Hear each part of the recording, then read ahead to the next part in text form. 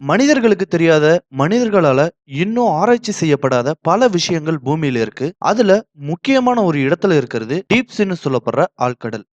இந்த பகுதியில நிலவர அசாத்தியமான சூழ்நிலையின் காரணமா இதுவரைக்கும் மனிதர்களால அங்க நெருங்க முடியல. அந்த ஆழ்கடல் பகுதியில சமீபத்துல ஒரு வினோதமான சம்பவம் நடக்கிறதா ஒரு செய்தி வெளியாகி இருக்கு.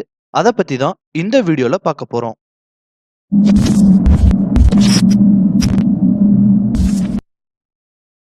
ஆழ்கடல் பகுதியில நிலவர அசாத்தியமான சூழ்நிலையின் காரணமா இதுவரைக்கும் மனிதர்களால அங்க போக முடியல. இப்போ வரைக்கும் ஆழ்கடல் பகுதிய ஆராய்ச்சி செய்ய நமக்கு இருக்க ஒரே வழி செயற்கைக்கோள்கள் மட்டும்தான்.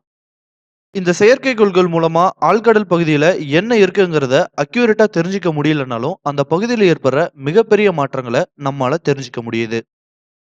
அப்படி சமீபத்துல 2½ மைல் நீளம் கொண்ட ஒரு மிகப்பெரிய மலை மாதிரியான ஒரு அமைப்பு, அதன் இடத்திலிருந்து சுமார் 46 மைல்கள் நகர்ந்து போயிருக்கிறதா ஒரு வினோதமான செய்தி வெளியாகியிருக்கு. செக்யூர் டீம் 10ன்னு சொல்லப்படுற ஒரு இன்டர்நெட் பேஸ்டு ரிசர்ச் குரூப் இந்த தகவலை வெளியிட்டிருக்காங்க.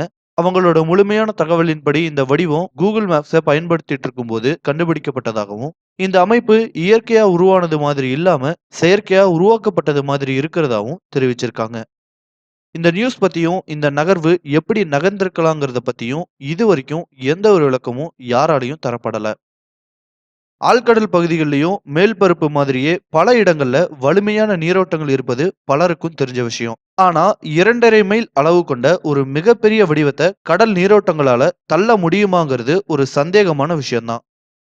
இந்த நகர்வு நடந்திருக்க பகுதி ஆழ்கடல் பகுதிங்கிறதாலையும் அங்க போக சாத்தியங்கள் மிக குறைவுங்கிறதாலையும் இப்போ இருக்க ரிசோர்ஸஸை வச்சு சரியான பதில சொல்ல முடியலன்னாலும் ஒரு யூக அளவிலான பதில தான் தர முடியுங்கிறது மட்டும் உண்மை. இந்த வீடியோ உங்களுக்கு பிடிச்சிருந்தா லைக், கமெண்ட் அண்ட் ஷேர் பண்ணுங்க. இதே மாதிரி இன்ட்ரெஸ்டிங் வீடியோஸ் பார்க்கணும்னா இந்த சேனலுக்கு சப்ஸ்கிரைப் பண்ணுங்க. Thank you.